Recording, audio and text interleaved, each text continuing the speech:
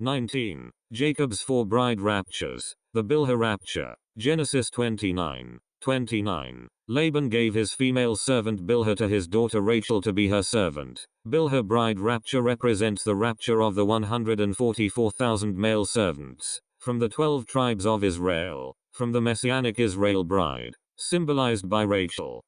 Revelation 7:3-9, saying, "Do not harm the earth or the sea or the trees, until we have sealed the servants of our God on their foreheads." And I heard the number of those sealed, 144,000, sealed from every tribe of the sons of Israel. After this I looked, and behold, a great multitude that no one could number, from every nation, from all tribes and peoples and languages, standing before the throne and before the Lamb, clothed in white robes, with palm branches in their hands. We see in the above passage that the 144,000 servants from the tribes of Israel, representing the servant Bilhah, are sealed before the destruction of the earth is to commence, followed by the rapture of the Christians to heaven, which is the Bilhah Rapture. Revelation 14:2-4. And I heard a voice from heaven like the roar of many waters and like the sound of loud thunder. The voice I heard was like the sound of harpists playing on their harps, and they were singing a new song before the throne and before the four living creatures and before the elders. No one could learn that song except the 144,000 who had been redeemed from the earth. It is these who have not defiled themselves with women, for they are virgins. It is these who follow the Lamb wherever he goes. These have been redeemed from mankind as the first fruits for God and the Lamb. Later these 144,000 male virgin servants of Israel are in heaven, raptured from the earth. Revelation 12:1-2. And a great sign appeared in heaven, a woman clothed with the sun, with the moon under her feet, and on her head a crown of 12 stars. She was pregnant and was crying out in birth pains and the agony of giving birth. Genesis 37:9-11. Then he dreamed another dream and told it to his brothers and said, "Behold, I have dreamed another dream. Behold, the sun, the moon, and 11 stars were bowing down to me." But when he told it to his father and to his brothers, his father rebuked him and said to him, "What is this dream that you have dreamed? Shall I and your mother and your brothers indeed come to bow ourselves to the ground before you?" And his brothers were jealous of him, but his father kept the saying in mind. Revelation tells us of this woman in the sky, which represents Israel. The 12 stars represent the 12 brothers. The sun and the moon represent their father and mothers. This woman represents all of present-day Israel. This woman was about to give birth.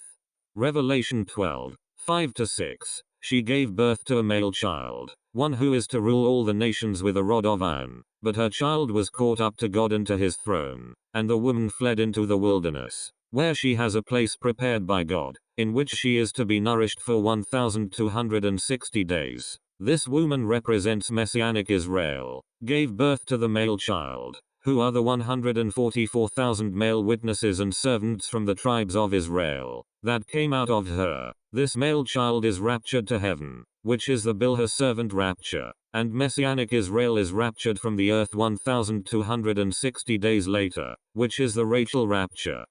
20. Jacob's four bride raptures. The Rachel Rapture. Revelation 12:1-2. And a great sign appeared in heaven, a woman clothed with the sun, with the moon under her feet, and on her head a crown of 12 stars. She was pregnant and was crying out in birth pains, and in the agony of giving birth. Genesis 37:9-11. Then he dreamed another dream and told it to his brothers and said, "Behold, I have dreamed another dream. Behold, the sun, the moon, and 11 stars were bowing down to me." But when he told it to his father and to his brothers, his father rebuked him and said to him, "What is this dream that you have dreamed? Shall I and your mother and your brothers indeed come to bow ourselves to the ground before you?" And his brothers were jealous of him, but his father kept the saying in mind. Revelation shows us a vision of this woman in the sky, and Genesis explains the meaning of it. The sun and moon symbolizes Joseph's father Jacob and his mother. The 12 stars represent the 12 brothers who formed the 12 tribes of Israel. Jeremiah 3:20. Surely, as a treacherous wife leaves her husband, so have you been treacherous to me, O house of Israel, declares the Lord. Isaiah 54:5-7. For your Maker is your husband, the Lord of hosts is his name, and the Holy One of Israel is your Redeemer, the God of the whole earth he is called. For the Lord has called you like a wife deserted and grieved in spirit, like a wife of youth when she is cast off, says your God. For a brief moment I deserted you, but with great compassion I will gather you. God calls Israel his wife, and this woman in the sky represents Messianic Israel. The sun represents Jacob, the moon his mother, and the 12 stars represent the 12 brothers. Jacob loved Rachel as God loved Israel, and this woman is symbolic of Rachel. Daniel 12:1. At that time shall arise Michael, the great prince who has charge of your people, and there shall be a time of trouble, such as never has been since there was a nation. But at that time your people shall be delivered, every one whose name shall be found written in the book. During the worst troubles Israel or any nation has ever seen, Daniel is told that his people, Israel, will be saved, that is raptured. Messianic Israel consists of those whose names have been written in the book of life, who will be raptured with the remainder of God's people. After that no one else will survive the final destruction coming from Apophis crashing into the earth. Genesis 35:24. The sons of Rachel, Joseph and Benjamin. Genesis 41:28-31. It is as I told Pharaoh. God has shown to Pharaoh what he is about to do. There will come 7 years of great plenty throughout all the land of Egypt, but after them there will arise 7 years of famine, and all the plenty will be forgotten in the land of Egypt. The famine will consume the land, and the plenty will be unknown in the land by reason of the famine that will follow, for it will be very severe. Jacob, who is called Israel, is symbolic of Christ. His 4 wives represent the 4 raptures of God's people. Israel's 12 sons seem also to be representing 12 eras of time. The last 2 sons born to Jacob were to Rachel, who represents Israel, and they are Joseph and Benjamin.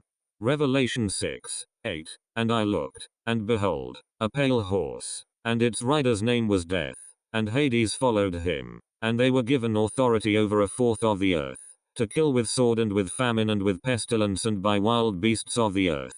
In Joseph's time, there was a severe 7-year famine, and Revelation tells us also of a coming famine. Pharaoh's vision consisted of 7 years of plenty, followed by 7 years of severe famine. We also note that Jacob worked 7 years for Leah, and then 7 years for Rachel, and I believe that these 2 events are related. In the first lot of 7 years of the Christian troubles, before the rapture of the Christian Leah bride, there will be plenty, but the following 7 years there will be famine and troubles for the Messianic Israel bride, who is Rachel, before she is raptured.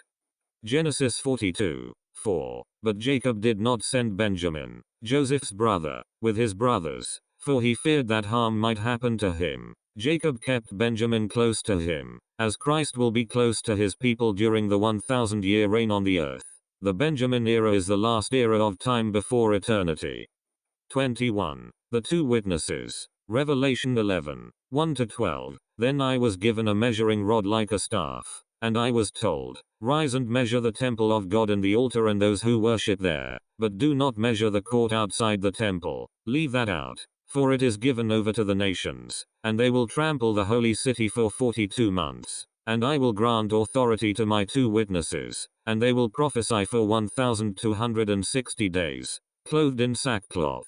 These are the 2 olive trees and the 2 lampstands that stand before the Lord of the earth, and if anyone would harm them, fire pours from their mouth and consumes their foes. If anyone would harm them, this is how he is doomed to be killed. They have the power to shut the sky, that no rain may fall during the days of their prophesying, and they have power over the waters to turn them into blood and to strike the earth with every kind of plague, as often as they desire, and when they have finished their testimony, the beast that rises from the bottomless pit will make war on them and conquer them and kill them. And their dead bodies will lie in the street of the great city that symbolically is called Sodom and Egypt, where their Lord was crucified. For 3.5 days some from the peoples and tribes and languages and nations will gaze at their dead bodies and refuse to let them be placed in a tomb. And those who dwell on the earth will rejoice over them and make merry and exchange presents, because these 2 prophets had been a torment to those who dwell on the earth. But after the 3.5 days a breath of life from God entered them, and they stood up on their feet, and great fear fell on those who saw them. Then they heard a loud voice from heaven saying to them, Come up here. And they went up to heaven in a cloud, and their enemies watched them. In the last half of the 7-year tribulation of Israel, the two witnesses will appear in Jerusalem at the rebuilt temple of God on the Temple Mount. They will stand against the Lord of the earth, who is the Antichrist, and witness under God's protection and power. After the 3.5 years of witnessing, they will be killed, and will be resurrected back to life after 3.5 days. They are then raptured to heaven, which seems to be the same time as Messianic Israel is raptured. We are told that these two witnesses are the two olive trees and the two lampstands shedding God's light to Israel. Zechariah 4:11-14. Then I asked the angel, what are these two olive trees on each side of the lampstand, and what are the two olive branches that pour out golden oil through two gold tubes? Don't you know? He asked. No, my lord, I replied. Then he said to me, they represent the two anointed ones who stand in the court of the Lord of all the earth. Before these two witnesses come to the earth to testify against the Antichrist, they are in heaven. Genesis 5:23-24. Thus all the days of Enoch were 365 years. Enoch walked with God, and he was not, for God took him. 2 Kings 2:11. And as they still went on and talked, behold, chariots of fire and horses of fire separated the two of them, and Elijah went up by a whirlwind into heaven. The only two men in the Bible that were taken up to heaven alive are Enoch and Elijah, and Revelation tells us that these two witnesses will be killed. To be able to be killed, you must be mortal. Malachi 4:5. Behold, I will send you Elijah the prophet before the great and awesome day of the Lord comes. Malachi tells us that Elijah will be sent before the destruction is to occur. John 21:22. Jesus said to him, if it is my will that he remain until I come, what is that to you? You follow me. Jesus has the power to keep people alive as long as he wants, and he has done that with Enoch and Elijah, as they have a role to play in end-time events. Luke 9:30-33. And behold, two men were talking with him, Moses and Elijah, who appeared in glory and spoke of his departure, which he was about to accomplish at Jerusalem. Now Peter and those who were with him were heavy with sleep, but when they became fully awake they saw his glory and the two men who stood with him. And as the men were parting from him, Peter said to Jesus, Master, it is good that we are here. Let us make 3 tents, one for you and one for Moses and one for Elijah. Not knowing what he said, Peter knew one of the men was Elijah from Scripture, but the other man was not Moses, but Enoch. As the verse says, he did not know what he was saying. These two witnesses must be mortal men to be able to die. Moses and John have both already died, so it cannot be either of them. From the Gospel of Nicodemus 20:4, which is not in the Bible. Here we have been, and have not tasted death, but are now about to return, at the coming of the Antichrist, being armed with divine signs and miracles, to engage with him in battle, and to be slain by him at Jerusalem, and to be taken up alive again into the clouds, after 3.5 days.